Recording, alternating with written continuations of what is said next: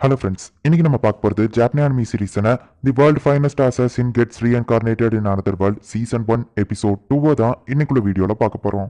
இந்த எபிசோட்ல சில விஷயங்களை நமக்கு இன்டெரக்டா சொல்லியிருப்பாங்க, சில விஷயங்களை என்னால டைரக்டா எக்ஸ்பிளைன் பண்ண முடியாது அப்படிங்கிறதுனால நீங்களே நான் சொல்றதை வச்சு புரிஞ்சுக்கிட்ட ட்ரை பண்ணுங்க. சரி வாங்க நம்ம வளவலன்னு பேசாம இன்னைக்குள்ள கதைக்குள்ள போக ஆரம்பிக்கலாம். இன்னைக்கு நம்ம பார்க்க போறது தி world finest assassin gets reincarnated in another world season 1 episode 2. இப்போ நம்ம ஹீரோ அந்த காடஸ் கிட்ட பேசிட்டு இருக்கான். அப்படின்னா என்ன ரீஇன்கார்னேஷன் பண்ண போறீங்க, நான் என்ன பண்ணணும் அப்படின்னு நம்ம ஹீரோ கேட்கறான். அதை நம்ம டீடைல்ஸா பேசலாம் அப்படின்னு சொல்லி இப்போ அந்த காடஸ் வந்து லொகேஷனை மாத்திரா. நார்மலா இறந்து போனோட சோலோட மெமரிஸ் எல்லாத்தையும் டெஸ்ட்ராய் பண்ணிட்டு அவங்கள திரும்ப ரீபார்ன் பண்ண வைப்பாங்க அப்படின்னு காடஸ் சொல்லவும் நானும் அப்படிதான் நினைச்சிட்டு இருந்தேன். ரீஇன்கார்னேஷன்லாம் உண்மையா இருக்கும்னு நான் எதிர்பார்க்கல அப்படின்னு நம்ம ஹீரோ சொல்லவோ, அப்படின்னா நீ ரொம்ப லக்கின்னு நினைச்சுக்கோ அப்படின்னு காடஸ் சொல்லவோ, சரி நான் கொல்ல வேண்டிய டார்கெட் யாரு அப்படின்னு நம்ம ஹீரோ கேட்கறான். அப்படின்னா நீ என்னோட ஜாப்க்கு ஒத்துக்கிடுதியா அப்படின்னு சொல்லி காடஸ் கேட்கவும், நான் சாகுற கடைசி நிமிஷத்துல தான் எனக்கு எமோஷன்ஸ்னால என்ன அப்படிங்கிறது தெரிஞ்சது. என்னோட ப்ரீவியஸ் லைஃப்ல நான் ஆர்கனைசேஷன் சொன்னவங்களை கரெக்டா கொண்டிருக்கேன். அவங்க என்ன ஒரு டூல்ஸ் மாதிரி தான் பயன்படுத்திக்கிட்டாங்க. நல்லதா கெட்டதா எதுவுமே தெரியாம நான் பாட்டு அவங்க சொன்ன வேலையை மட்டும் செஞ்சேன். ஆனா இப்பதான் எனக்கு எமோஷன்ஸ்னா என்னன்னு புரியுது. எனக்கு கிடைச்ச இந்த இன்னொரு சான்ஸ்ல என்னோட எமோஷன்ஸ்லாம் யூஸ் பண்ணி ஹாப்பியா வாழணும்னு நினைக்கிறேன் அப்படின்னு நம்ம ஹீரோ சொல்லவும், இப்படி போக போற உலகம் கொஞ்சம் டிஃபரெண்ட் ஆனது. அங்க ஸ்வாட் அண்ட் மேஜிக் இருக்கும். அங்க இருக்கிற ஹீரோவை தான் நீ கொல்லணும். நான் அதை பத்தின இன்ஃபர்மேஷன் உனக்கு சென்ட் பண்றேன் அப்படின்னு சொல்லி அவன் தலையில கை வச்சு இன்ஃபர்மேஷன் சென்ட் பண்றாங்க. ஓ இப்படிதான் இந்த உலகம் ஒர்க் ஆகுதா? இந்த இடத்துல மேஜிக் இருக்கிறது தான் எனக்கு ரொம்ப ஆச்சரியமா இருக்கு. அண்ட் இந்த உலகத்துல எந்த ஒரு டெக்னாலஜியுமே இல்ல அப்படின்னு சொல்லி நம்ம ஹீரோ நினைக்கிறான். இந்த உலகம் எப்படி ஒர்க் ஆகுங்கிறது எனக்கு புரிஞ்சிருச்சு. அந்த ஹீரோவை நான் பார்த்தா நல்லவனா தெரியுதான், அவனே எதுக்காக கொல்லணும்னு நினைக்கிறீங்க அப்படின்னு நம்ம ஹீரோ கேட்கவும், நீ பிறந்ததுல இருந்து 16 வருஷம் கழிச்சு டீமன் லார்ட அந்த ஹீரோ கொன்றுவான். ஆனா அதுக்கடுத்த 2 வருஷத்துல அவனோட பவர்ஸை கெட்ட விஷயங்களுக்கு யூஸ் பண்ணி இந்த உலகத்தை அழிக்க பார்ப்பான். அதுக்குள்ள நீ அவனை கொன்றணும் அப்படின்னு காடஸ் சொல்லவும், நீங்க எனக்கு கொடுத்த இன்ஃபர்மேஷனை வச்சு பார்க்கும்போது மத்த மனுஷங்களை விட அந்த ஹீரோக்கு ரொம்பவோ பவர்ஸ் அதிகமா இருக்கு. நான் எப்படி அவனை தோக்கடிக்க முடியும் அப்படின்னு நம்ம ஹீரோ கேட்கவும், வாரியர்ஸ் நைட்ஸ் இவங்க யாராலையுமே அந்த ஹீரோவை தோக்கடிக்க முடியாது. அதனாலதான் வேர்ல்ட்லயே பெஸ்டான அசாசினை நான் செலக்ட் பண்ணேன் அப்படின்னு காடஸ் சொல்லவோ, சரி ஓகே நான் அவனை கொல்றேன் அப்படின்னு நம்ம ஹீரோ சொல்றான். வேர்ல்டோட பெஸ்ட் அசாசின் கிட்ட இருந்து நான் இதை தான் எதிர்பார்த்தேன். ஹியூமன்ஸ் கிட்ட இருக்கிற ஹையஸ்ட் பாசிபிலிட்டி ஸ்கில்ஸ் நான் உனக்கு தரேன் அப்படின்னு சொல்லி அந்த காடஸ் வந்துட்டு, நார்மலான ஹியூமன்ஸ் கிட்ட இந்த 5 ஸ்கில்ல ஏதாச்சும் ஒன்னு தான் இருக்கும். ஆனா உனக்கு நான் இந்த 5 ஆட்ரிபியூட்ஸையுமே தரேன். சோ இந்த 5 ஆட்ரிபியூட்ஸ்ல எது பெஸ்டான ஸ்கில்னு நினைக்கோ 5 ஸ்கில்ல நீ செலக்ட் பண்ணிக்கோ அப்படின்னு காடஸ் சொல்றாங்க. வேற ஒரு உலகத்துல இருந்து என்ன இந்த உலகத்துக்கு ரீஇன்கார்னேஷன் பண்றீங்களே, இதுல எதுவும் பிரச்சனை இல்லையா அப்படின்னு நம்ம ஹீரோ கேட்கறான். என்னோட உலகத்துல சோல்ஸ் கம்மியா இருக்கிறதுனால நான் ரேண்டமா வேற உலகத்துல இருந்து சோல்ஸ் செலக்ட் பண்ணி ரீஇன்கார்னேஷன் பண்ணலாம், அதுக்கு எனக்கு பெர்மிஷன் இருக்கு அப்படின்னு காடஸ் சொல்லவோ, சரி அப்படின்னா நான் எப்படியோ அந்த ஹீரோவை கொன்றலாமா அப்படின்னு நம்ம ஹீரோ கேட்கறான். இல்ல நீ உன்னோட 18வது வயசு வரைக்கும் வெயிட் பண்ணணும். ஏன்னா அந்த டீமன் லார்ட ஹீரோ கொன்னதுக்கு அப்புறமா தான் நீ அவனை கொல்லணும். ஏன்னா டீமன் லார்ட அந்த ஹீரோவால மட்டும்தான் கொல்ல முடியும் அப்படின்னு அந்த காடஸ் சொல்லவும், நீங்க அந்த உலகத்தை காப்பாற்றணும்னு ட்ரை பண்றீங்களா இல்ல ஹீரோவை அழிக்கணும்னு ட்ரை பண்றீங்களா அப்படின்னு நம்ம ஹீரோ கேட்கறான். எனக்கு அந்த உலகத்தை காப்பாத்துறது தான் முக்கியம் அப்படின்னு சொல்லி காடஸ் சொல்லவும், அந்த ஹீரோவை அப்ப கொல்லாம என்னால அந்த உலகத்தை காப்பாற்ற முடிஞ்சா நான் ஹீரோவை கொல்ல தேவையில்லை அப்படின்னு நம்ம ஹீரோ கேட்கறான். அது உன்னோட விருப்பம் அப்படின்னு சொல்லிட்டு அந்த காடஸ் மறைஞ்சிருந்தாங்க. அந்த ஹீரோ கிட்ட 30 ஸ்கில்ஸ் இருக்கு. நம்ம ஹீரோக்கு வெறும் 5 ஸ்கில்ல தான் செலக்ட் பண்ற ஆப்ஷன் இருக்கு. சோ நான் செலக்ட் பண்ண போற இந்த 5 ஸ்கில்ல வச்சு அவனோட 30 ஸ்கில்லையும் நான் தோக்கடிக்கணும். எஸ் ரேங்க் ஸ்கில் தான் இருக்கிறதுலயே ஹையஸ்ட். இதுல நான் வந்துட்டு ரேபிட் ரெக்கவரியை செலக்ட் பண்றேன். என்னோட மேஜிக் பவர் அடிப்பட்ட ஹீலிங் ஆகுறது, இது இன்க்ரீஸ் பண்ணும். ஒரு அசாசினுக்கு இதுதான் ரொம்பவும் முக்கியம். இப்போ ஏ கிளாஸ்ல வந்துட்டு ஸ்பெல் ரீப்பர் இதை நான் செலக்ட் பண்றேன். ஏன்னா இதை வச்சு என்னால புது மேஜிக் ஸ்பெல்ஸை கிரியேட் பண்ண முடியும். பி ரேங்க் ஸ்கில் இதுல நான் லிமிட்லெஸ் growth செலக்ட் பண்றேன்.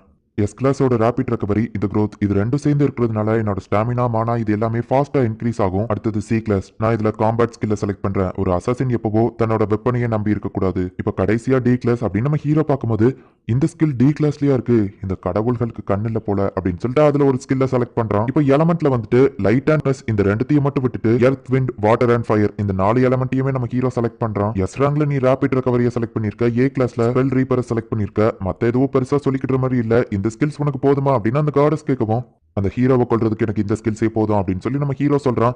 இந்த மனுஷங்களை என்னால புரிஞ்சுக்கிடவே முடியல அப்படின்னு சொல்லிட்டு இப்ப அந்த காடஸ் வந்துட்டு நம்ம ஹீரோவை ரீபார்ன் பண்றதுக்காக அனுப்புறாங்க. நோபல் ஹவுஸ் ஆன 2 ஆத்தடியில நீ பிறப்ப, அவங்க எல்லாருமே அசாசின்ஸ் தான். அது போக உன்னோட அம்மா ரொம்பவா அழகா இருப்பாங்க அப்படின்னு சொல்லி நம்ம ஹீரோவை இப்போ ரீஇன்கார்னேஷனுக்கு அந்த காடஸ் அனுப்பி வைக்கிறாங்க. போன லைஃப்ல தான் நான் மத்தவங்களுக்கு ஒரு டூல்ஸாவே இருந்துட்டேன். ஆனா இந்த லைஃப்ல நான் ரொம்பவும் ஹாப்பியா வாழ போறேன். அதுவும் எனக்கு எது சரின்னு படுதோ அதை மட்டும் தான் செய்வேன் அப்படின்னு சொல்லிட்டு இப்ப நம்ம ஹீரோ ரீஇன்கார்னேஷன் ஆகுறான். மேடம் அப்படிதான் இன்னும் கொஞ்சம் புஷ் பண்ணுங்க, உங்க பையன் பிறந்துட்டான் அப்படின்னு சொல்லிட்டு அங்க இருக்கிற நர்ஸ் சொல்றாங்க. ஓ ஒரு ஆம்பளை குழந்தையா அப்படின்னு சொல்லி அவங்க அம்மா ஹாப்பியா இருக்காங்க. இப்ப கொஞ்ச நாள் கழிச்சு காட்டுறாங்க, நம்ம இவனுக்கு லூக்னு பேர் வைக்கலாம். உன்னோட பேரு லூக் டூவாத்தடேவோட அடுத்த தலைவன் நீ தான் அப்படின்னு சொல்லி அவங்க அப்பா சொல்லவோ, கியான் நீங்க இவனை ஒரு டூவாத்தடேவா தான் வளர்க்க போறீங்களா அப்படின்னு சொல்லி அவங்க அம்மா கேட்கறாங்க. கிங்டம்க்கு டூவாத்தடேவோட ஹெல்ப் கண்டிப்பா தேவை. கிங்டமால டைரக்டா செய்ய முடியாத விஷயங்களை டூவாத்தடேவை வச்சு தான் செஞ்சு முடிப்பாங்கன்னு சொல்லுவோம். ஆனா இவனையும் நான் இழக்க விரும்பல அப்படின்னு சொல்லி அவங்க அம்மா அலறாங்க. நான் செஞ்ச தப்பையே திரும்ப பண்ண மாட்டேன். நம்ம மொத குழந்தை இறந்து போன மாதிரி இவனை நான் இறக்க விட மாட்டேன், கவலைப்படாத அப்படின்னு சொல்லி அவங்க அப்பா சொல்றாரு. ஆல்வன் கிங்டம்ல இருக்கிற ஒரு நோபல்மேன் ஃபேமிலியான டூவாத்தடேல தான் நான் ரீஇன்கார்னேஷன் ஆன. எனக்கு அவங்க லூக்குன்னு பேர் வச்சாங்க.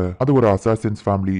இப்போ எனக்கு 7 வயசாச்சு. ஸ்டில் என்னோட மேஜிக் பவரை என்னால யூஸ் பண்ண முடியல. மேஜிக் பவரை என்னால தானா யூஸ் பண்ண முடியாது. எனக்கு யாராச்சும் டீச் பண்ணாதான் என்னால யூஸ் பண்ண முடியும்னு சொன்னாங்க. மேஜிக் யூஸ் பண்ண முடியலனாலும் என்னோட மானாவை நான் இன்க்ரீஸ் பண்றதுக்காக இந்த மாதிரியான ட்ரைனிங் அப்பப்போ எடுத்துக்கிட்டேன். அப்படின்னு நம்ம ஹீரோ ஒரு ராபிட்ட வேட்டையாடுறான். லூக் செல்லம் ப்ளீஸ்மா நானே சமைக்கிறேன் அப்படின்னு சொல்லி அவங்க அம்மா சொல்லவோ, அம்மா வேண்டாம் நான் எத்தனை தடவை சொல்லியிருக்கேன், நான் வேட்டையாடிட்டு வர அன்னைக்கு நான் தான் சமைப்பேன் அப்படின்னு நம்ம ஹீரோ சொல்லவோ, அவன் சமைச்சாலும் டேஸ்டா தானே இருக்கட்டும் சமைக்க விட அப்படின்னு சொல்லி அவங்க அப்பா சொல்றாரு. அதுதான் எனக்கு வருத்தமே, ஒரு அம்மாவா நான் இவனுக்கு டேஸ்டா சமைச்சு கொடுக்க மாட்டேன் அப்படின்னு சொல்லி அவங்க வருத்தப்படவோ, அம்மா என்னோட சமையலை விட உங்க சமையல் தான் டேஸ்டா இருக்கும் அப்படின்னு நம்ம ஹீரோ சொல்லவும், மத்தவங்களை எப்படி கவர்றதுன்னு கூட அவனுக்கு தெரிஞ்சிருக்கு அப்படின்னு சொல்லி அவங்க அப்பா கிண்டல் பண்றாரு. அந்த ஹீரோவை தோக்கடிக்கிறவளுக்கு நான் ரொம்பவும் ஸ்ட்ராங்கான ஒரு பையனா வளரணும், அதுக்காக என்னோட நியூட்ரியன்ஸை பேலன்ஸ் பண்றதுக்காக நானே வாரத்துல ஒரு நாள் சமைக்கிறேன் அப்படின்னு நம்ம ஹீரோ சமைச்சிட்டு இருக்கான். லுக் நீ கிரியேட் பண்ண அந்த பாத்திரம் உண்மையிலேயே சூப்பரா இருக்கு, அது எந்த ஒரு விஷயமா இருந்தாலும் சீக்கிரமா சமைச்சு முடிச்சிருது அப்படின்னு சொல்லி அவங்க அம்மா அவனை பாராட்டுறாங்க. பிரஷர் அண்ட் ஹீட்டை பத்தி நான் ஒரு புக்ல படிச்சேன், அதை வச்சுதான் அந்த பிரஷர் குக்கரை கிரியேட் பண்ண அப்படின்னு நம்ம ஹீரோ சொல்லவும், ஆனா இது பாக்கிறதுக்கு மேஜிக் மாதிரியே இருக்கு அப்படின்னு சொல்லி அவங்க அம்மா சொல்றாங்க. நானும் பிரஷர் அண்ட் ஹீட்டை பத்தி படிச்சிருக்கேன், ஆனா அதை குக்கிங்க்கு யூஸ் பண்ணலான்னு எனக்கு தெரியல, உண்மையிலேயே நீ ஒரு புத்திசாலி தான் அப்படின்னு சொல்லி அவங்க அப்பா பாராட்டுறாரு. நீங்க என்ன ஓவரா புகழ்றீங்கப்பா அப்படின்னு நம்ம ஹீரோ சொல்றான். என்னோட ப்ரீவியஸ் லைஃப்ல நான் என்னோட டார்கெட்டை கொல்ல போறதுக்கு ஒரு குக் மாதிரியான வேஷத்தை போட்டு போக வேண்டியது இருந்துச்சு, அப்பதான் நான் நல்லா குக்கிங் கத்துக்கிட்டேன்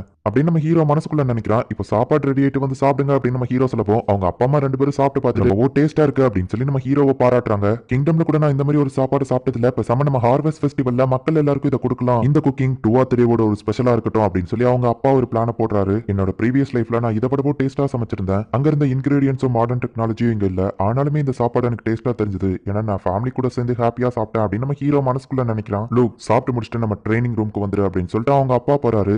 எங்க அப்பாக்கு இன்னொரு முகமும் இருக்கு அப்படின்னு சொல்லிட்டு நம்ம ஹீரோ பேஸ்மெண்ட்டுக்கு போறான். இப்போ நம்ம ஹீரோ போய் நிக்கவும் உன்னோட ட்ரெஸ்ஸை கழட்டு அப்படின்னு சொல்லி அவங்க அப்பா சொல்றாரு. நம்ம ஹீரோவும் ட்ரெஸ்ஸை கழட்டிட்டு அந்த இடத்துல போய் நிக்கவும் ஃபர்ஸ்ட் காட்டா அப்படின்னு சொல்லவும் நம்ம ஹீரோ ஒரு பொசிஷன்ல நின்று காட்டுறான். இந்த சீனை ஃபர்ஸ்ட் நான் பார்த்த உடனே தப்பா தான் நினைச்சேன், ஆனா அவங்க அப்பா தப்பாலாம் எதுவும் பண்ணல. இப்போ செகண்ட் காட்டா தேர்ட் காட்டா அப்படின்னு சொல்றாரு. நம்ம ஹீரோ அது மாதிரியே நின்று காட்டுறான். அப்பதான் நம்ம ஹீரோ வந்துட்டு எக்ஸ்பிளைன் பண்றான். ஒவ்வொரு வாரமும் என்னோட அப்பா என்னோட flexibility, muscular growth, skeleton growth இதெல்லாம் எப்படி இருக்கு அப்படின்னு சொல்லி பாப்பாரு. ஏன்னா ஒரு அசாசினுக்கு இதுதான் ரொம்பவும் முக்கியம். வெளி உலகத்தை பொறுத்த அளவுக்கு நோபல்மனுக்கு வைத்தியம் பார்க்குற ஒரு டாக்டர்ஸ் தான் நாங்க. எங்க அப்பா எனக்கு அசாசினேஷன் ட்ரைனிங்கும் கொடுத்தாரு, அதே நேரத்துல மெடிக்கல் சம்பந்தமான விஷயங்களையும் கத்து கொடுத்தாரு. கிங்டம்க்கு எதிராக செயல்படுறவங்கள டைரக்டா அவங்களால கொல்ல முடியாதுன்னு சொல்லி 2 or 3 தான் அந்த வேலையை பார்த்துட்டு இருந்தாங்க, அதுவும் மறைமுகமா. வெளி உலகத்தை பொறுத்த அளவுக்கு 2 or 3 இருக்கிறவங்க வைத்தியம் பாக்குறவங்க அப்படின்னு நம்ம ஹீரோ மனசுக்குள்ள நினைக்கிறோம். உன்னோட growth and healing பவர் எல்லாமே ரொம்பவும் அதிகமா இருக்கு, நீ உண்மையிலேயே ஒரு கிஃப்டட் சைல்டு தான். 2 or 3 ஓட மிஸ்டிக் ஐஸை நான் உனக்கு வைக்கிறதுக்கான நேரம் வந்துருச்சு அப்படின்னு அவங்க அப்பா சொல்றாரு. நார்மல் ஹியூமன்ஸால பார்க்க முடியாததை இந்த மிஸ்டிக் ஐஸை வச்சு பார்க்க முடியும், மத்தவங்களோட மானா பவர், லாங் ரேஞ்ச் டிஸ்டன்ஸ் இந்த மாதிரி நிறைய விஷயங்களை அந்த கண்ணை வச்சு பார்க்க முடியும் அப்படின்னு நம்ம ஹீரோ மனசுக்குள்ள நினைக்கிறான். இந்த சர்ஜரியை பண்றதுல உனக்கு பயம் இல்லையா அப்படின்னு அவங்க அப்பா கேட்கவும் இல்ல அப்படின்னு நம்ம ஹீரோ சொல்றான். இதை நான் சக்சஸ்ஃபுல்லா பண்ணி முடிக்கிறேன் அப்படின்னு சொல்லி அவங்க அப்பா சொல்றாரு. லூக் நீ வளர வளர அம்மா கூட அவ்வளவா சேரவே இல்லை, இப்ப திரும்பவும் குழந்தையா எனக்கு கிடைச்ச மாதிரி இருக்கு அப்படின்னு சொல்லி அவங்க அம்மா அவனை பிடிச்சு கொஞ்சிட்டு இருக்காங்க. அம்மா இன்னும் என்ன சின்ன பையன் மாதிரியே ட்ரீட் பண்ணாதீங்கம்மா அப்படின்னு சொல்லி அவங்க அப்பா கிட்ட ஓடுறான். லூக் இன்னைக்கு உன்னோட கண்ணை திறக்கிறதுக்கான நேரம் அப்படின்னு சொல்லி அவங்க அப்பா சொல்றாரு. அம்மா எப்படி நீ கண்ணை மூடிக்கிட்டே அங்க ஓடுன அப்படின்னு சொல்லி அவங்க அம்மா கேட்கவும், நம்ம வீட்டோட லே அவுட் எனக்கு நல்லாவே தெரியும், கண்ணை மூடிட்டு கூட நான் எங்க வேணாலும் போயிட்டு வருவேன் அப்படின்னு நம்ம ஹீரோ சொல்றான். உண்மையிலேயே நீ திறமைசாலி தான் அப்படின்னு அவங்க அப்பா இப்ப வந்துட்டு அவனோட கண்ணை அவுத்து விடுறாங்க. புது கண்களோட நம்ம ஹீரோ வந்துட்டு இப்போ இந்த உலகத்தை பாக்குறது அவனுக்கு ரொம்பவும் ஹாப்பியா இருக்கு. அது போக அவனோட அந்த மிஸ்டிக் ஐஸை யூஸ் பண்ணி எவ்வளவு தூரத்துல இருக்கிற விஷயத்தினால ரொம்பவும் ஜூம் பண்ணி கிளியரா பார்க்க முடியுது, மத்தவங்களோட மானாவையும் நம்ம ஹீரோவால பார்க்க முடியுது. ஓ அப்படின்னா இதுதான் மிஸ்டிக் ஐஸா அப்படின்னு நம்ம ஹீரோ ஆச்சரியமா பாக்குறான். இந்த சர்ஜரியை எப்படி பண்ணணுங்கிறத நான் உனக்கும் கத்து கொடுக்குறேன், அப்படின்னா ஒரு நாள் நீ உன்னோட பையனுக்கு பண்ண முடியும் அப்படின்னு சொல்லி அவங்க அப்பா சொல்றாரு. அது போக நீ ரொம்ப நாளா ஆசைப்பட்டு இருந்தது நாளைக்கு வரப்போகுது அப்படின்னு அவங்க அப்பா சொல்லவோ, எனக்கு மேஜிக் கத்து கொடுக்க டீச்சர் வராங்களா அப்படின்னு நம்ம ஹீரோ சந்தோஷமா கேட்கறான். உன்னோட டீச்சர் அடுத்த வாரம் தான் வராங்க, அது வரைக்கும் உன்னோட அம்மாக்கு ஹெல்ப் பண்ண அப்படின்னு அவங்க அப்பா சொல்றாங்க. நீ இந்த ட்ரெஸ்ல ரொம்ப கியூட்டா இருக்க அப்படின்னு அவங்க அம்மா சொல்லவும், ஆனா இது பொண்ணு ட்ரெஸ் அம்மா அப்படின்னு அவன் சொல்றான். பரவாயில்ல சொல்லும், ஆனா நீ இந்த ட்ரெஸ்ல ரொம்பவும் கியூட்டா இருக்க, நான் ஒரு ஆர்டிஸ்ட கூட்டிட்டு வந்து பெயிண்டிங் பண்ண சொல்ல போறேன் அப்படின்னு அவங்க அம்மா சொல்லவும், அம்மா பெயிண்டிங்லாம் பண்ண ரொம்பவும் லேட் ஆயிரும், அது போக இன்னைக்கு டீச்சர் வர வந்துருவாங்க அப்படின்னு நம்ம ஹீரோ சொல்றான். என்னோட ட்ரெஸ் கொடுங்க நம்ம ஹீரோ கேட்கவும், இன்னைக்கு ஃபுல்லா நீ இந்த ட்ரெஸ்ல தான் இருக்கணும் அப்படின்னு அவங்க அம்மா சொல்லியிருந்தாங்க. இப்போ அந்த டீச்சர் வந்துருந்தாங்க. நம்ம ஹீரோக்கு ஒரே ஆச்சரியம், எனக்கு மேஜிக் டீச் பண்ண போறது இந்த சின்ன பொண்ணு தானா அப்படின்னு சொல்லி அவன் ஆச்சரியப்படுதான். உங்களோட பிஸியான வேலையிலயும் இங்க வந்ததுக்கு ரொம்பவும் தேங்க்ஸ் அப்படின்னு அவங்க அப்பா சொல்லவும், பரவாயில்ல இருக்கட்டும், விக்கோனி 2 or 3 கடமைப்பட்டிருக்கு, இவா தான் என்னோட ஸ்டூடெண்டா, நான் ஒரு பையனுக்குள்ள டீச் பண்ணணும்னு சொன்னாங்க அப்படின்னு அவ கேட்கவும், நான் ஒரு பையன் தான் அப்படின்னு நம்ம ஹீரோ சொல்றான். என்னோட வைஃப் தான் உன்னை மீட் பண்றதுக்கு இவனுக்கு இந்த ட்ரெஸ்ஸை மாட்டி விட்டாங்க அப்படின்னு சொல்லி அவங்க அப்பா சொல்லவும், ஆன்ட்டி எப்பவுமே இப்படிதான் அப்படின்னு சொல்லி அந்த பொண்ணு சொல்றா. அப்ப நம்ம ஹீரோவோட மூஞ்சி பார்த்து, ஒரு சின்ன பொண்ணு நமக்கு என்ன டீச் பண்ண போறான்னு தானே நீ நினைக்க அப்படின்னு சொல்லிட்டு அவளோட மேஜிக் பவர் என்னங்கறத காமிக்கிறா. இந்த கிங்டம்ல இருக்கிற டாப் 5 மேஜஸ்ல நானும் ஒருத்தி, என்னோட பேரு டியா விக்கானே, உன்னை பார்த்ததுல சந்தோஷம் அப்படின்னு சொல்லி அவ இன்ட்ரோடியூஸ் ஆகுறா. எந்த இடத்துலயே இந்த எபிசோட் முடியுது. நம்ம ஹீரோவோட அப்பாவும் அம்மாவும் அவன் மேல ரொம்பவும் பாசமா அக்கறையோ வச்சிருக்காங்க. சில விஷயங்களும் உங்களுக்கு பாக்குறதுக்கு தப்பா தெரியலாம், ஆனா உண்மையிலேயே அவங்க அப்பா அம்மா 2 பேருமே நல்லவங்க தான். இதுக்கப்புறம் வரப்போற எபிசோட்ஸ்ல எல்லாம் இன்னும் வேற லெவல் ட்விஸ்ட் இருக்கு. சோ மிஸ் பண்ணாம பார்த்து என்ஜாய் பண்ணுங்க. அண்ட் உங்களுக்கு இந்த வீடியோ பிடிச்சிருந்தது அப்படின்னா லைக் பண்ணிட்டு அப்படி மறக்காம நம்ம சேனலை சப்ஸ்கிரைப் பண்ணிருங்க. தேங்க்யூ ஃபார் வாட்சிங். பாய் கைஸ், நெக்ஸ்ட் எபிசோட்ல மீட் பண்ணலாம்.